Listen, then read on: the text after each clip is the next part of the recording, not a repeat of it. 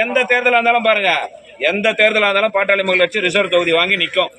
இதே முரளி சங்கரிங்க நின்னா அப்படி விழுப்புரத்துல ரிசர்வ் தொகுதி தானே, நாங்க ஜாதி கட்சியா இருந்தா ஏன் இங்க வந்து நிக்கணும்? யோசிக்கணுமா? பொன்னுசாமின்னு வந்தவாசி எங்க ஊருக்காரு, வந்தவாசிக்காரை கொண்டு போய் சிதம்பரத்துல நிக்க வச்சு மத்திய அமைச்சராக நாங்க 2 தடவை. ஏன் ஆக்கணும்? நாங்க தான் ஜாதி கட்சியாச்சு, செய்யாம விட்டு போலாம்ல. அப்ப யோசிக்கணுமா யோசிக்க வேணாமா? ஏன்டா இவங்க மேல தொடர்ந்து பழிய போடுறாங்கன்னா, இவங்க 2 பேரும் பெரும்பான்மை சமுதாயம். இவங்க ஒன்னா போயிட்டாங்கன்னா மத்தவங்களுக்கு வேலை கிடையாது, மத்தவங்களுக்கு ஒரு வேலையும் கிடையாது, ஓட்டு கிடைக்காது. அதனால உங்க ஓட்டை மட்டும் வாங்கணும், ஒரு நல்ல செய்யணும்லாம் கிடையாது. யோசிச்சு பாருமா, கள்ளக்குறிச்சி போயிருந்தா இன்னைக்கு 58 பேர் செத்து இருக்கிறாங்க. யாரு 58 பேர்? ஒரே ஊர். யாரு 66 பேர்? அது கூட 58 பேர் ஒரே ஊர் கருணாபுரம். யாரு? யோசிக்கணுமா யோசிக்க வேணாமா? ஏன் அவன் போய் கள்ளசாராயம் குடிச்சான்?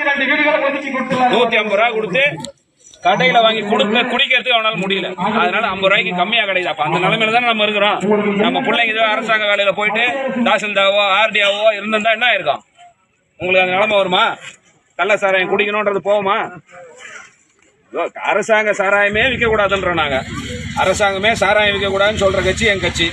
அதுலயே கள்ள சாராயம் வித்து, ஏன்னா நான் சட்டமன்ற உறுப்பினராக இருக்கும்போது சட்டமன்றத்தில் டாஸ்மாக மூடுங்கன்னு கேட்டா உடனே சொல்லுவாங்க, எல்லா மாநிலத்திலும் டாஸ்மாக் இருக்கு, நம்ம மூடிட்டா கள்ள சாராயம் வந்துடும். இப்ப எந்த சாராயத்தை குடிச்சான்? ஏன் போய் கள்ள சாராயத்தை குடிச்சான்? 150 ரூபா கொடுத்து வாங்க முடியல நம்மளால. கூலி வேலைக்கு போறோம், டெய்லி கூலி வேலைக்கு போறோம், இதை தாண்டி வந்து முடியல.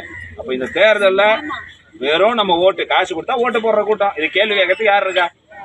58 பேர் செத்தா என்ன 10 லட்ச ரூபா கொடுத்தா முடிஞ்சு போச்சு. அவ்வளவுதான். இப்படிதான் வச்சிருப்பான். நம்ம நிலைமை அப்படிதானே வச்சிருக்கான். 58 பேர் உயிர், 10 லட்ச ரூபா போதுமா? 10 லட்ச ரூபா கொடுத்தா அந்த குடும்பம் வாழ்ந்துருமா? 3 பிள்ளைங்கம்மா, ஒரு குடும்பம். உண்மையிலே கண்ணில் தண்ணி வந்துச்சு. அந்த வீட்டம்மா உடம்பு சரியில்லை அந்த அம்மாவுக்கு. இந்த ஆள் போய் குடிச்சிட்டு டம்ளர்ல ஊத்தி வச்சுட்டு போயிட்டார் வெளில போயிட்டு. இந்த அம்மாவுக்கு உடம்பு சரியில்லையே, பொண்ணுகிட்ட ஏதோ மருந்து வாங்கியாரு சொல்லிருக்கு, மருந்து தான் கலங்கி வச்சிருக்கு போலான்ட்டு எடுத்தது குடிச்சு